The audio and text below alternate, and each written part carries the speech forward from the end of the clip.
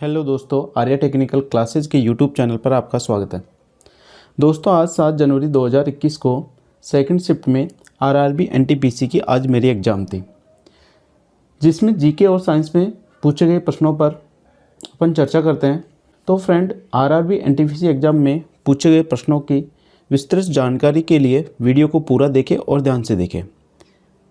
मैं D R Saini Arya technical classes के YouTube channel पर आपका स्वागत करता हूँ। तो फ्रेंड, स्टार्ट करते हैं 7 जनवरी की सेकंड शिफ्ट में आए हुए जीके और साइंस के प्रश्नों के बारे में। तो फ्रेंड, सबसे जो पहला प्रश्न आया था, इसमें आया था राज्यसभा के प्रथम सभापति।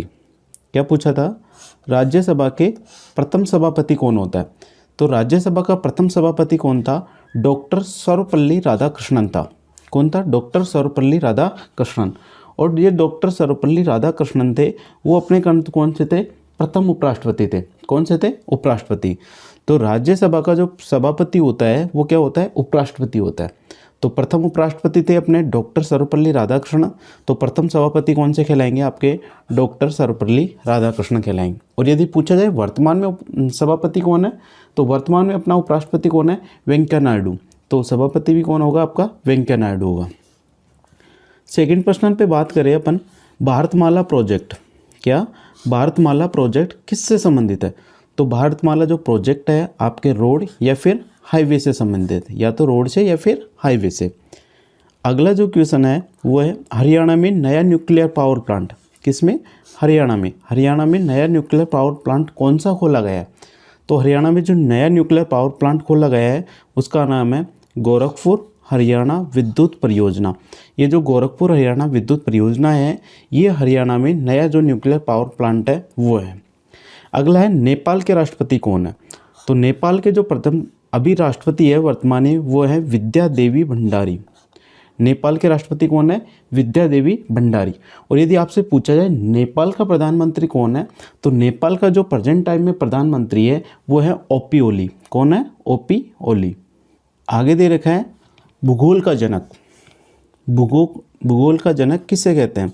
तो भूगोल का जनक किसे कहते हैं? इरेटोस्थेनीज। इरेटोस्थेनीज को भूगोल का जनक कहा जाता है। अगला जो क्वेश्चन आया था वो आया था, यूआरएल का फुल फॉर्म क्या होता है? यूआरएल का फुल फॉर्म पूछा गया था। तो यूआरएल का फुल फॉर्म क्या होता है? Uniform resource locator. Uniform resource जो लोकेटर होता है वो यूआरएल का क्या है? आपका फुल फॉर्म है। अगला क्वेश्चन आया था, प्रथम रेलवे यूनिवर्सिटी कौन सा है? प्रथम रेलवे यूनिवर्सिटी। प्रथम रेलवे यूनिवर्सिटी कहाँ पर है? अपना वडोदरा। और वडोदरा कहाँ पड़ता है? आपके गुजरात में। तो वडोदरा के जो गुजरात के वडोदरा है उसमें प्रथम रेलवे यूनिवर्सिटी है। फिर अगला क्वेश्चन पूछा गया था, इसके अंदर आपको 4 गैसें दी गई है, ऑर्गन, हीलियम, नियोन और सोडियम। इनमें से पूछा है इनमें से कौन सा भिन्न है? तो इसके अंदर जो ये सोडियम दिख रहा है आपको, ये सोडियम क्या है? भिन्न है, क्योंकि ऑर्गन, हीलियम और नियोन ये तीनों क्या है? आपकी अक्रिय गैसें हैं। क्या है? अक्रिय गैसें। आगे दे रखा है, भारतीय स्वास्थ्य ग्रामीण योजना कब शुरू की गई थी? समय पूछा है, किस सन में भारतीय स्वास्थ्य ग्रामीण योजना शुरू की गई? तो भारतीय जो स्वास्थ्य ग्रामीण योजना है वो 2005 में शुरू की गई। कब की गई? 2005 में। अगला क्वेश्चन दे रखा है, शरीर की सबसे बड़ी इकाई कौन सी है? शरीर की सबसे बड़ी इकाई। तो शरीर की सबसे बड़ी इकाई कौन सी होती है? आपकी कोशिका होती है। क्या होती है? कोशिका। अगला जो क्वेश्चन पूछा था वो पूछा था, घरेलू मक्खी। घरेलू मक्खी का वैज्ञानिक नाम। घरेलू मक्खी का वैज्ञानिक नाम पूछा था। तो घरेलू मक्खी का वैज्ञानिक नाम होता है मुस्का डोमेटिका। मुस्का डोमेटिका क्या होता है? जो घरेलू मक्खी होती है उसका वैज्ञानिक नाम है। किसका वैज्ञानिक नाम है? घरेलू मक्खी। तो घरेलू मक्खी का वैज्ञानिक नाम है मुस्का डोमेटिका। मुस्का डोमेटिका। अगला दे रखा है आपका, नवाचार इंडेक्स। इंडेक्स 2019 में भारत की कौन सी रैंक थी? तो इसमें भारत की कौन सी रैंक थी? 52वीं रैंक थी। फिर साइंस के अंदर से पूछा गया था फिजिक्स में, संवेग। संवेग का सूत्र क्या होता है? तो संवेग P बराबर क्या होता है? m/v होता है। P बराबर क्या होता है? m/v। यहाँ पर m बराबर क्या है? आपका द्रव्यमान है। क्या है? आपका द्रव्यमान। और v बराबर क्या है? आपका वेग है। क्या है? वेग। और p बराबर क्या है? आपका संवेग। तो संवेग का फॉर्मूला होता है P बराबर mv। फिर अगला जो क्वेश्चन पूछा था वो है, भारत के महान्यायवादी कौन होता है? कौन है? प्रेजेंट टाइम में वर्तमान में भारत के महान्यायवादी कौन है? तो वर्तमान में भारत का महान्यायवादी कौन है? के वेणुगोपाल। कौन है? के वेणुगोपाल। के वेणुगोपाल क्या है? भारत के महान्यायवादी है। आगे दे रखा है अशोक द्वारा लिखा गया पहला शिलालेख। किसके द्वारा? अशोक के द्वारा लिखा गया जो पहला शिलालेख है वो किस भाषा में लिखा गया?